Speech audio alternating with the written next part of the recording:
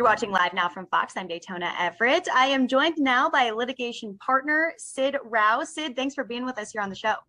Thank you so much for having me, Daytona. Okay, so we are talking about T Swift. She is basically breaking the internet in all the best ways for her, getting all of these royalties because she re-released her own albums. So let's dive into this. Why did she do this? Bring us some of the history on this. Sure. So it's a great question. Taylor Swift re-released her albums primarily, as reported, to get control over her back catalog. So what you need to understand here is that music contracts are somewhat complicated, and there's usually a division between performance royalties and the ownership of the master recordings, which are called mechanical royalties. Taylor Swift didn't have rights to the mechanical royalties, the label did, and so they could prevent her from re-recording her music until, of course, that contractual term expired, and then she could re-record her music. And, I think the big takeaway here for the entertainment industry and the legal industry is we're already seeing music record labels changing their contracts to restrict artists from re-recording by increasing the time periods that they're restricted. That's already happening. It's been reported, all in response to what Taylor Swift did. So that's the first kind of surprising takeaway here. The other thing, as you said, Daytona, is that this was successful. There have been artists that have re-recorded their back catalog.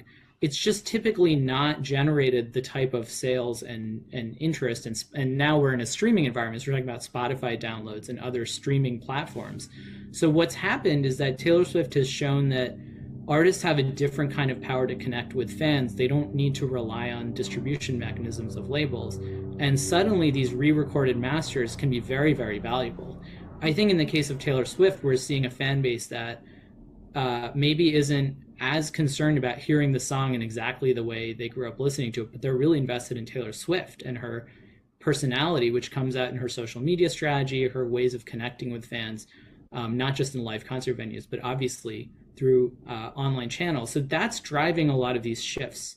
And I think that what's going to happen going forward is that artists are going to have to negotiate a lot harder for these re-recording rights. But conversely, I think the labels are going to be a little more invested in their existing artists that are under these older contracts, making sure that they somewhat neutralize this problem of a re-recorded master cutting into their mechanical royalties on their old recordings. Yeah, I mean, Taylor has been very outspoken in that she says she was taken advantage of. Is this common in the music industry? I think that we have a sense that a person who creates should own all the rights to their creation. But as I was hinting at before, these contracts are often far more complex and rights are divided up so that different people can own different rights. And unfortunately for artists, it's been very, very common. It's almost a standard contract in the music industry that labels own the mechanical rights. They own the masters for a fairly long period of time. So this is a frustration for a lot of artists. And it's a place where younger artists who aren't yet successful maybe can get, I don't know if taken advantage is the wrong word, but they can get blindsided because they may not be thinking about the downstream problem of what happens when they're very, very successful. And they, for example, want to perform at the AMA, which, they have their performance rights, but if somebody records it, now it's potentially a re-recording in violation of their contract. A lot of artists aren't thinking that way when they first sign with a label or a distribution company. And I think in Taylor Swift's case, she's one of the most successful artists ever. So it's an issue for her now. From a legal perspective, I think nothing was done, as I understand the reporting, that was contrary to contracts. But this is a wake-up call for the industry that artists have new kinds of power to reach their fans. And I think this is going to change the negotiating dynamics between labels and artists. So what now for Taylor? Does she have full rights over all of this music, this re-released music now? And then what do you think future albums could look like for her? I think she's kind of on a mission to re-record her back catalog, and she has publicly stated that this has been an extremely fulfilling project for her in surprising ways. So there's no reason to doubt that she's going to continue. She was highly productive in 2020, so she seems capable of anything. I think she might put out new music along with re-recordings.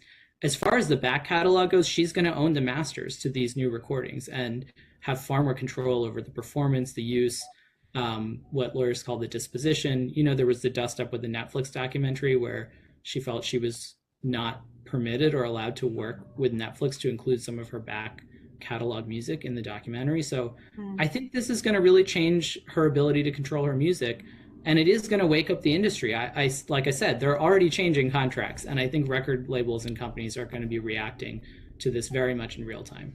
Yeah, especially as streaming has become so different in these future ages, Spotify and all of the other streaming services. It will be something to watch. Many are probably red with anger right now, but Taylor seems to be celebrating. As she should be. As she should be. Sid, thanks so much for joining us here on the show. We'll talk to you soon. Thank you so much for having me, Daytona.